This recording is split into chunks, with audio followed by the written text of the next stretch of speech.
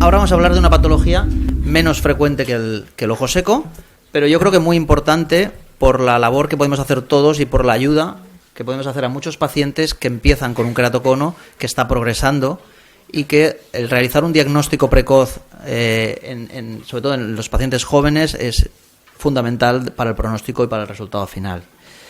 Queratoconos, digo, no es tan frecuente, pero seguro que habéis visto muchos y veréis muchos más, y os pasarán por delante continuamente, algunos diagnosticados, otros sin diagnosticar. ¿Qué es el queratocono? Pues esto, el queratocono es una ectasia. ¿Sabéis lo que es la ectasia? La palabra ectasia significa dilatación. Entonces, si este es el perfil de una córnea normal, con una paquimetría de unas 550 micras, con una curvatura de unas 42, 43 dioptrías, perfectamente, bueno, no perfectamente, pero bastante redondeada.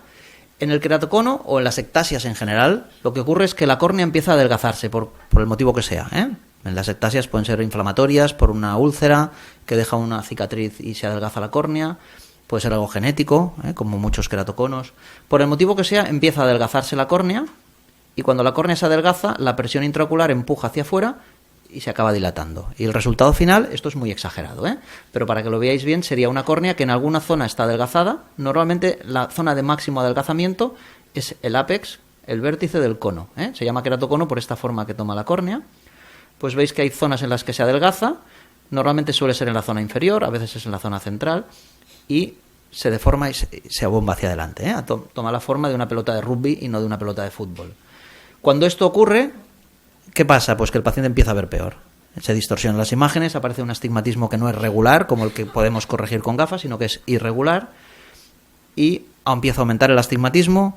Normalmente aumenta la miopía, aunque en algún paciente puede ser un aumento de hipermetropía lo que tenga, pero sobre todo es miopía, pero básicamente es pérdida de visión y aumento de astigmatismo. Y esto lo tenéis que asociar a queratocono. El astigmatismo regular, el que tiene prácticamente la mayoría de la gente, es un astigmatismo congénito, que lo tenemos cuando nacemos y que no aumenta durante la vida. Y el paciente que tiene 2 dioptrías toda su vida, pues si hacemos una topografía y vemos, es un astigmatismo regular con la forma típica de pajarita. El astigmatismo irregular, o aquel que aparece cuando no estaba antes, ese no es normal. Y ese prácticamente siempre es un queratocono. Por lo tanto, mensaje más importante, y lo repetiré varias veces: cuando veáis un paciente que no te llevaba gafas y veía la unidad y viene viendo 0,6 y para ver la unidad necesita un cilindro de 1,5 o de 2 y antes no lo necesitaba, topografía y sospecha de queratocono. Y si tenía un astigmatismo de 2 y os viene un día con un astigmatismo de 4, sospechad queratocono, topografía y oftalmólogo. Os decía, el queratocono, ¿qué es? Pues lo que hemos dicho, una ectasia. Es adelgazamiento en una pared, en una zona de la pared y deformidad de la córnea. Es una ectasia corneal bilateral, afecta casi siempre a los 2 ojos, aunque a veces es muy asimétrico. Puede ser progresiva, y de aquí la importancia de que estemos hoy hablando de esto. No inflamatoria y de etiología probablemente multifactorial. Hay pacientes con una etiología, una causa genética, y tenemos familias de padres e hijos con queratocono. Y hay otros en los que no hay antecedentes familiares, pero por alguna mutación o porque se frotan mucho los ojos, por diferentes motivos, aparece el queratocono. Y tenemos familias en las que se diagnostica un paciente de queratocono, los padres aparentemente no tenían nada, y cuando se les hace una topografía a los padres o a los hermanos aparecen queratoconos subclínicos, que no han dado ninguna clínica, pero que están allí y que pueden heredarse. Otra cosa que tenéis que conocer es eso, el queratocono subclínico o queratocono frustre. Es un paciente que tiene un queratocono, pero en una forma muy leve y que se ha frustrado la evolución. O sea, no ha llegado a desarrollarse, no da clínica, puede ir sin gafas viendo la unidad, pero si le hacéis una topografía tiene una lesión muy leve de queratocono. Eso hay que vigilarlo porque puede empeorar con los años y puede transmitirse a los hijos. Eso es el queratocono frustre o subclínico. Y a veces tenemos un queratocono claramente manifiesto en un ojo y en el otro tenemos un queratocono subclínico que no ha llegado a manifestarse, pero que existe y está de base. Otra cosa que también conoceréis es la ectasia postcirugía refractiva. Esto es una ectasia, es decir, se comporta igual que un queratocono, pero no aparece en un niño de 15 años, de 20 o en un joven de 24, sino que aparece en un paciente a lo mejor de 50. o de 45 que unos años antes se ha operado de cirugía refractiva, con LASIK o con PRK. Muchos pacientes que no se operan, o sea, que se les dice que no se pueden operar porque tienen la córnea delgada, en realidad, algunos es que no tienen suficiente córnea para quitar el número de dioptrías que necesitan, pero muchos de ellos, al paciente se le dice tiene una córnea delgada y lo que tiene es un queratocono subclínico. Y si esos pacientes se operan, con el láser se quita tejido. Cuantas más dioptrías, más tejido quitas. Más se debilita la córnea y algunos acaban haciendo ectasias años después. Por eso se desestiman a algunos pacientes para operar. Pues muchos de esos son queratoconos subclínicos. Incluso algunos pacientes que el estudio preoperatorio es normal, se les opera de LASIK, de PRK, el resultado es muy bueno, ven perfectamente bien y al cabo de unos años empiezan a hacer, por motivos que todavía desconocemos, ectasias. Y estos pacientes se comportan como el queratocono, de manera que estarían también en este grupo. Y luego está lo que se llama el pseudoqueratocono, que sería un falso queratocono, o un paciente que topográficamente se ve una imagen igual que la de un queratocono, pero que no tiene queratocono. ¿Y cuáles son las causas? La primera, lentes de contacto. Todos los pacientes cuando llevan lentes de contacto y se las acaban de quitar pueden dar una forma en la superficie corneal típica de queratocono, y eso es porque la lente moldea la superficie. Entonces, antes de operar a un paciente de cirugía refractiva siempre se le hace estar 1 o 2 semanas sin lentes de contacto para descartar, porque algunos pacientes al día siguiente de quitarse las lentillas se ve una imagen de queratocono y a la semana ha desaparecido y era simplemente un moldeamiento de la lente de contacto. Sí, pasa más con las rígidas, con las duras, pero con las blandas también hemos visto pacientes que 1 semana y 10 días después tienen una imagen que parece de queratocono con un astigmatismo irregular y que desaparece. Es menos frecuente, ¿eh? Las blandas generalmente o no lo hacen o en 2 o 3 días desaparece, pero puede haber, ¿eh? Y la rígida lo hace más. Y luego, pues otras enfermedades o alteraciones de la córnea, cicatrices, por traumatismos, por infecciones, que pueden dar un astigmatismo irregular y una imagen igual que el queratocono. Pero estos, si la enfermedad está parada, no progresan y por lo tanto plantean menos problemas.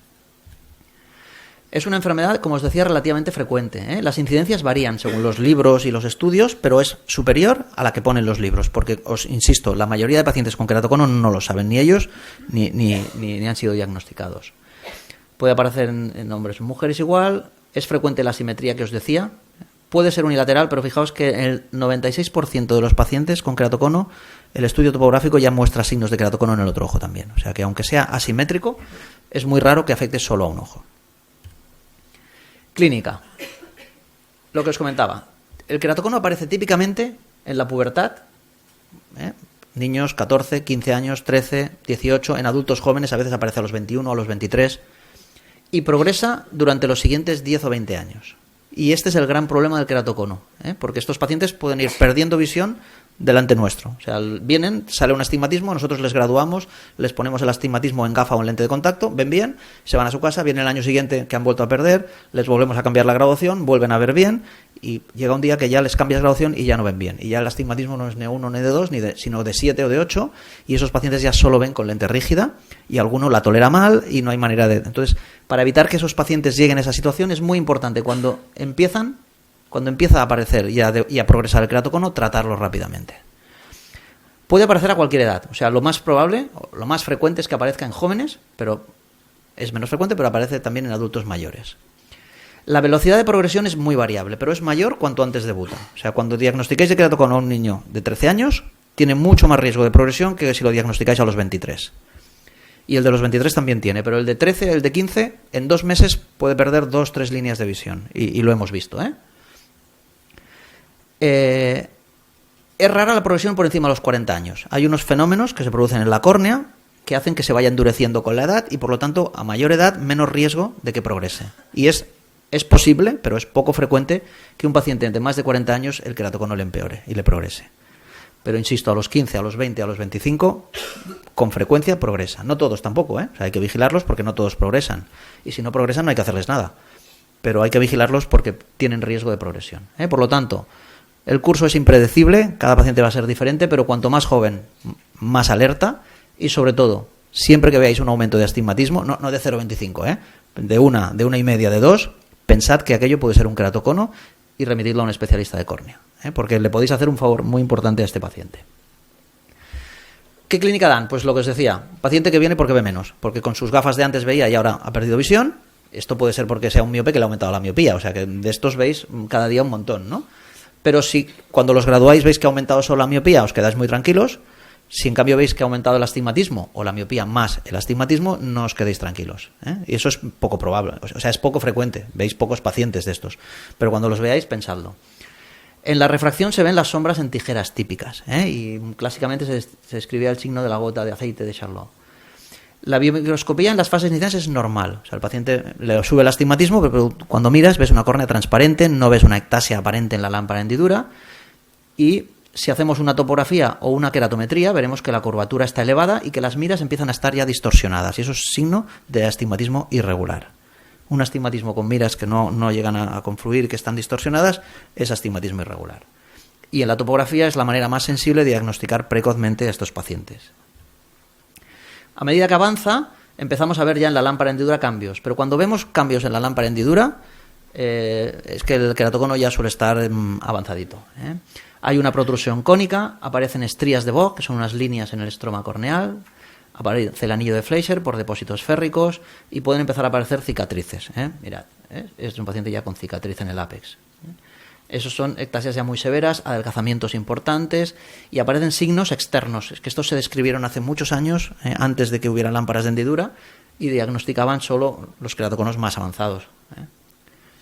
¿Veis? Estas estrías, estas líneas blanquecinas, estos son estrías de Vogt. Si comprimís, si apretáis un poquito el párpado, encima del párpado apretáis el ojo, al darle tensión al ojo desaparecen, ¿eh? Y aparecen zonas de leucomas, de opacidades, que esto ya no se va si no es con un trasplante. O sea, estos son fases ya muy avanzadas. Antiguamente el signo de Munson era como se diagnosticaba el queratocono. Fijaos ya en qué fases, ¿eh? Se le hacía mirar al paciente hacia abajo y cuando el párpado tomaba esta forma de cono se decía queratocono. Estos pacientes ya cuentan dedos, ¿eh? O sea, es una forma de diagnosticar muy tardía, ¿eh?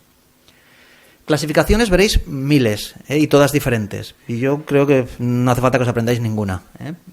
Si miramos queratometría, pues en función de la crometría va aumentando, ¿eh? La severidad. Hasta 45 de CAS pues es normal, ¿eh?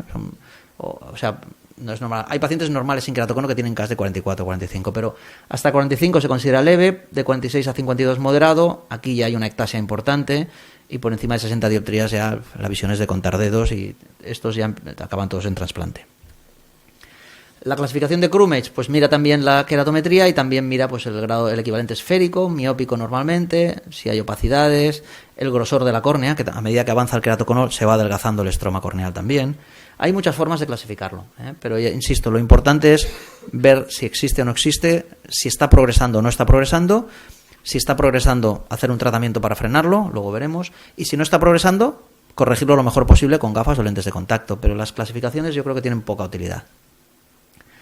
El diagnóstico, lo que hemos comentado, disminución de la visión y sobre todo aumento del astigmatismo o aparición de un astigmatismo que antes no estaba. Y las alteraciones biomicroscópicas, pero sobre todo esto.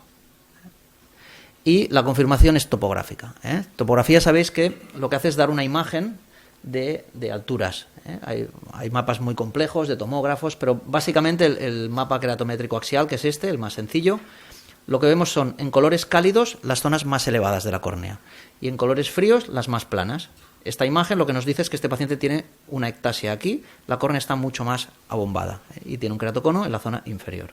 Fijaos que aquí, en el eje pupilar, este paciente tiene un astigmatismo irregular. Aquí tiene una curvatura y aquí otra mucho más plana. Y en 2-3 milímetros puede variar en varias dioptrías, ¿eh? Este astigmatismo irregular es el que reduce la visión.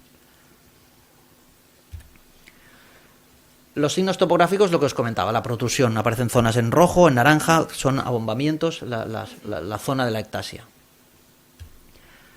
Este es ya un tomógrafo, esto ya da más información, no vamos a entrar en esto que es complicado, en los mapas de elevación, pero fijaos que la paquimetría ya está reducida, ¿eh? 418, lo normal son 550, y aquí veis un queratocono en la zona inferior, ¿eh? Las CAS no son muy importantes, este paciente probablemente vea bien, pero fijaos que tiene un astigmatismo ya de 2,4 y que si miráis entre esta zona y esta, que hay 4 milímetros, hay ya 5 dioptrías de diferencia entre la zona superior y la zona inferior.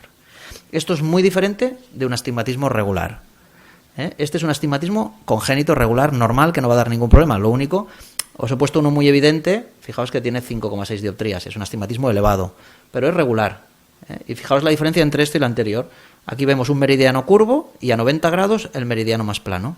y son perfectamente regulares, el meridiano curvo y el plano. En el anterior, perdón, no. En este no hay meridiano curvo ni plano, aquí hay un incurvamiento en la zona inferior y hay un aplanamiento en la zona superior y no hay ni curvo, no sabríais decir dónde está el meridiano aquí. Estos son más casos. Este es un paciente que a priori puede parecer que esto es una pajarita, pero en absoluto lo es. Fijaos, la paquimetría es de 350 micras, las K son de 60. Esto es un queratocono, ¿eh? Y esto por el mapa de elevación ya se ve, y con este mapa que es un tangencial se ve mejor. O sea que la topografía es un dato fundamental para confirmar el diagnóstico y para hacer la evolución de estos pacientes. Porque la graduación... tienen córneas irregulares, la graduación no es fácil, y según por donde graduéis, cada día os puede salir una graduación un poquito diferente, sobre todo a medida que avanza el queratocono. De manera que la única manera de controlarlos y de saber si el queratocono está empeorando o está parado es con la topografía, comparando los mapas de un día y de otro, o con una cosa que se llama el mapa diferencial, que lo hace el mismo topógrafo. Tú le pones la de un día, le pones la del siguiente. ¿Ves? Fijaos, este es un paciente que aquí viene en el 5 de febrero del 2010, tiene estas Ks, este queratocono aquí central. Unos meses después, el 14 de octubre viene, ¿ha empeorado o no ha empeorado? Si vemos por la keratometría ya parece que ha aumentado un poco. Si hacemos el mapa diferencial de uno y el otro, nos dice que, ¿ves?, la zona central tiene un color amarillo tirando a cálido, quiere decir se está incurvando y está progresando. Y este es el mismo paciente con un mapa diferente, pero también un mapa diferencial, tangencial. Bien, esto es el queratocono. ¿Cómo se trata el queratocono? ¿O qué hay que hacer con un paciente con queratocono? Pues el 90% de los pacientes los podéis manejar porque lo único que hay que hacer es corregirlos con gafas o con lentes de contacto. Pero hay un 10-20% que sí que van a necesitar un tratamiento quirúrgico. ¿Cuándo necesitan tratamiento quirúrgico? Cuando progresan, sin duda, y cuanto antes mejor si están progresando. O cuando ya aparecen leucomas, cicatrices en el eje visual que limitan la visión, aquí habrá que hacer un trasplante. Cuando con lente de contacto no tienen buena visión, o sea, si la irregularidad ya es tan importante que el paciente no ve bien ni con gafa ni con lente de contacto, hay que hacer algo. Y si con la lente de contacto ve bien, pero la córnea es tan irregular que no permite la adaptación de la lentilla, también hay que hacer algo. Hay pacientes que con la lente de contacto ven muy bien, pero su córnea está tan deformada que la lente no se apoya bien y no se puede adaptar. El paciente tiene molestias, se cae, la va perdiendo, y en esos pacientes también hay que hacer algo diferente. Estos son los pacientes que hay que remitir al especialista. Pero insisto, la mayoría, fijaos, que si no progresan y van bien con gafas o con lentes de contacto, pues no hay que hacer nada más. Hay que controlarlos, pero... Como os decía, hasta hace 15 años el tratamiento era gafas cuando progresaba, lentes de contacto rígidas, y cuando con esto ya no era suficiente, trasplante de córnea. En los últimos 15 años han aparecido aquí dos tratamientos importantes y ha aparecido un tipo de trasplante parcial. El crosslinking, el objetivo que tiene es frenar. No va a eliminar el queratocono, no le va a mejorar la visión en principio, aunque muchos pacientes mejoran, pero no es el objetivo. El objetivo es que un paciente que está empeorando se le frene y deje de empeorar. Y esto es lo que hay que hacer, y es además el único tratamiento que ha demostrado eficacia en frenar un queratocono. Los anillos, los segmentos intraestromales, que se ponen muchísimos, yo creo que demasiados, no frenan en absoluto, pero sí que aplanan la córnea. Entonces, cuando tienes una ectasia y el paciente ya con lente de contacto no va bien, porque no se adapta, porque no la tolera, porque no ve bien, el anillo puede aplanar la córnea y regularizar la córnea. Y algunos pacientes mejoran con estos anillos. Pero la idea que hay en algunos sitios de poner anillos a todos los pacientes con queratocono, para mí es un error importante, porque muchos pacientes no mejoran y alguno empeora. Y todos ellos van a tolerar peor después las lentes de contacto, porque el anillo produce una irregularidad. Entonces, a un paciente que con lentes de contacto vea bien y esté cómodo, me parece una animalada ponerle unos anillos, porque muchos de estos luego ya no ven ni con lentillas. Pero sí que tienen su espacio, y hay pacientes que mejoran mucho con los anillos. Y finalmente el trasplante. El crosslinking. El crosslinking es una reacción química que la hacemos uniendo la riboflavina, una vitamina, con la luz ultravioleta. Y esa reacción química, parece algo como de magia, lo que hace es endurecer el colágeno. Y cuando empezaba nos parecía que era poco creíble, y os puedo asegurar que funciona, y que llevamos ya casi 10 años utilizándolo, y es muy eficaz. Pero es muy eficaz en frenar. O sea, no tiene sentido hacer un crosslinking a un paciente que tenga un queratocono estable y que no esté progresando. ¿Qué hacemos? Desepitalizar. Hay riboflavinas en el mercado para no tener que desepitalizar. El desepitalizar tiene el problema de que en el posoperatorio durante 1 o 2 días el paciente tiene molestias. Las riboflavinas que hay para no tener que desepitalizar penetran mucho menos y el efecto es menor también. De manera que si realmente hay una progresión, yo creo que sigue siendo mejor desepitalizar. Instilamos durante 20 minutos unas gotas, la vitamina va penetrando en el estroma, 15-20 minutos, y luego hay un tratamiento ultravioleta, con una irradiación ultravioleta, que inicialmente era de 3 minutos, ahora hay tratamientos acelerados que aumentando esta potencia permiten hacerlo en 9 minutos, y la unión de la luz ultravioleta con la riboflavina endurece la córnea y frena la progresión. Y no solo la frena, sino que en algunos pacientes incluso consigue un aplanamiento de la córnea, más en jóvenes. O sea, estos niños que son los que progresan más rápido, después del crosslinking, son los que también luego mejoran y recuperan visión muchos, y a veces bastante. En adultos esto no pasa, en adultos los frenamos, pero se quedan como estén. Por eso os decía que cuanto antes se hace mejor. Esta es una imagen intraoperatoria, se desepitaliza, se instila durante unos minutos estas gotas con la riboflavina, va penetrando y luego se hace el tratamiento con la luz ultravioleta y ya está. Fijaos, estos estudios se hicieron hace más de 15 años. Estos eran los primeros que se hacían con córneas de cerdo. Esta es la córnea sin tratar y fijaos cómo después de tratarla cómo se endurece y queda rígida. Esto es así. Y luego esto son córneas humanas de un banco de córneas de donantes, un paciente que ha fallecido, y como sin tratar, fijaos cómo el tejido es muy laxo y cómo una vez tratado se endurece y cuando se estira es mucho más resistente en las pruebas que se hacían. Esto ya demostraba que el crosslinking era eficaz en aumentar la rigidez de la córnea, las fibras de colágeno aumentan de tamaño, se hacen más rígidas y eso es lo que consigue el efecto. Si veis un paciente el día después de hacerle un crosslinking, esta es la lente de contacto que lleva para minimizar las molestias. Y fijaos que de todo el estroma corneal, con el crosslinking llegamos a aproximadamente los 2/3 anteriores, es donde se consigue el máximo efecto de crosslinking. Pero esta es la córnea más importante desde el punto de vista biomecánico. Y esto es lo que endurece la córnea y frena la progresión, o incluso en algunos pacientes, meses después, vemos como la córnea se aplana un poquito. Las indicaciones para crosslinking, pues pacientes jóvenes, normalmente, que son los que suelen progresar, con córneas que no tengan menos de 400 micras. Si la córnea se ha adelgazado ya mucho y está muy avanzado el queratocono, ya hay riesgo de lesionar el endotelio. Córneas, evidentemente, que sean transparentes y que hayan progresado. Nunca se me ocurriría hacerle un crosslinking a alguien que no esté empeorando. Y el crosslinking ahora pues también se utiliza pues en ectasias post-LASIK que se comportan igual. La ectasia, a diferencia del queratocono, aparece más tarde, porque es un paciente que le han operado de LASIK o de PRK y normalmente pues es un paciente que empieza a los 40, 50, y a diferencia del queratocono sí que puede seguir empeorando. El queratocono debuta de joven y luego se va inactivando y a partir de los 40 no suele empeorar. La ectasia post-LASIK se comporta como un queratocono igual, pero aparece más tarde y esa sí que puede progresar a los 50 y 60 años. O sea, esos hay que tratarlos.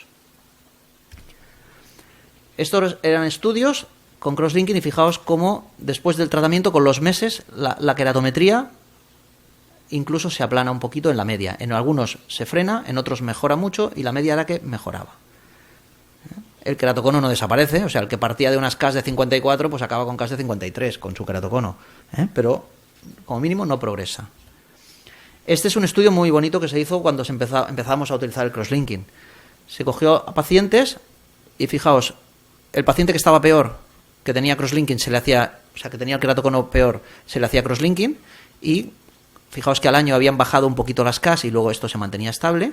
Y el ojo contralateral, que era el menos malo, que no se trató y se utilizó como control, ese sí que siguió empeorando. Y esto demostraba que tratar a estos pacientes consigue frenar el queratocono y que si no los tratamos, muchos van a seguir empeorando. Y esto es también la visión en algunos pacientes mejora, bueno, es lo que os he comentado. Fueron los resultados con los primeros 60 pacientes que tratamos hace algunos años, ya recogimos los resultados y fijaos que la queratometría, la curvatura se mantuvo o disminuyó en el 95%, o sea, prácticamente en todos los pacientes que tratamos el queratocono se frenó o mejoró incluso un poquito. La K media preoperatoria era 46 y después de la cirugía la K media era de 44,8, o sea, 1,5 dioptría de reducción.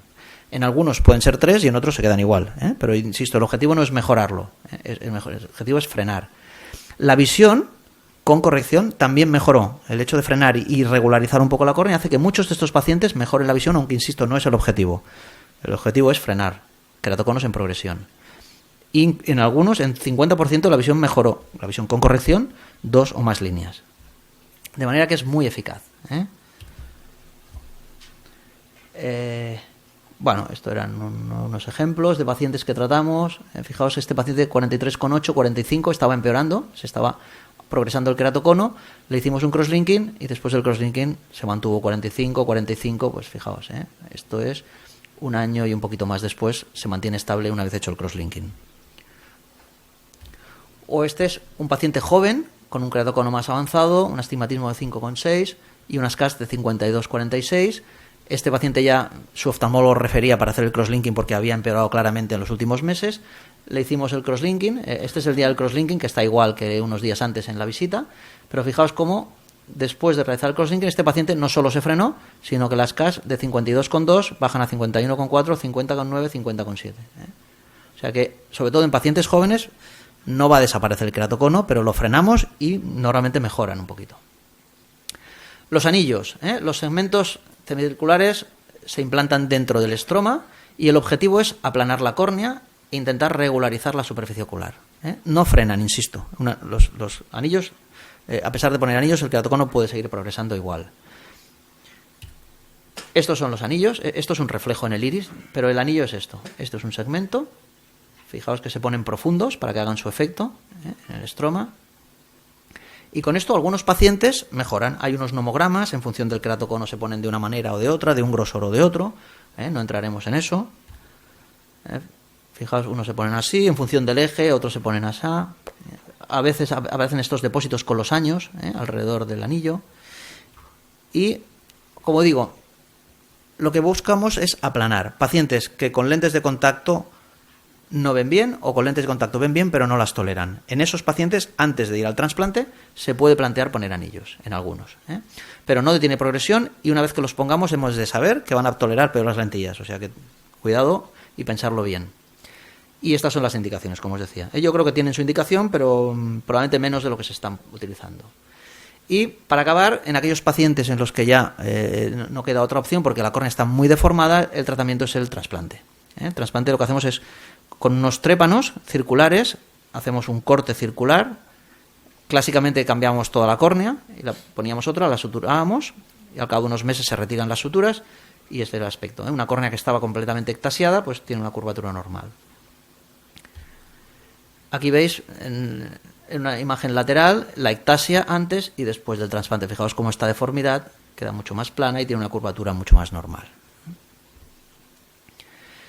La queratoplastia, hombre, es un tratamiento que tiene una recuperación más lenta. Hay que ir sacando puntos, cada 2 meses durante el primer año hay que ir controlando al paciente, hay que dar gotas con corticoides para evitar el rechazo los primeros meses.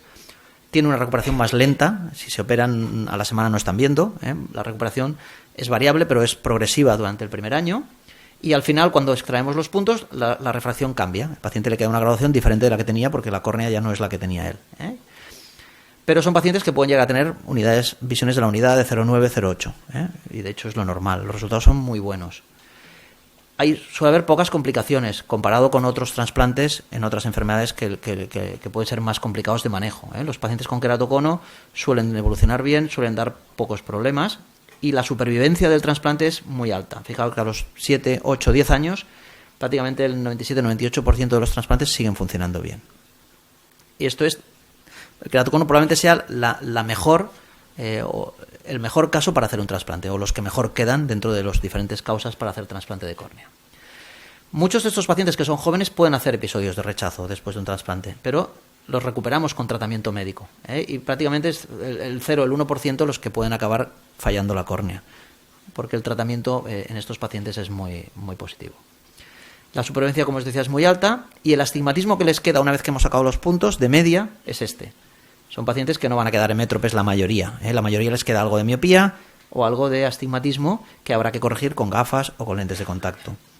En algún paciente, 15-20%, puede quedar un astigmatismo superior a 5 dioptrías. Y sobre todo, cuanto más avanzado está el queratocono, más riesgo hay de que quede astigmatismo después. Y en estos pacientes pues hay que adaptar lentes de contacto rígidas o, en algún caso, hacer algún procedimiento refractivo. Como os decía, clásicamente cambiamos toda la córnea. En los últimos 15 años han aparecido técnicas de queratoplastia lamelar, que se llama profunda, que consiste en cambiar todo el estroma, que es lo que está alterado, pero mantener el endotelio. Sabéis que el endotelio es una monocapa de células, que es la que da más problemas de rechazo cuando hay un trasplante, es la que puede hacer que fracase un trasplante, y que en el queratocono no está afectada. Y por eso en los pacientes con queratocono intentamos cambiar toda la córnea, pero mantener esta capita. Esto, entended que tiene pues 10 micras de grosor, con lo cual no es fácil que se rompa. Pero cada vez tenemos técnicas que nos permiten conseguirlo y obtener visiones tan buenas como con el trasplante penetrante, con un riesgo de rechazo mínimo. Estas son las ventajas del trasplante lamelar, como os decía.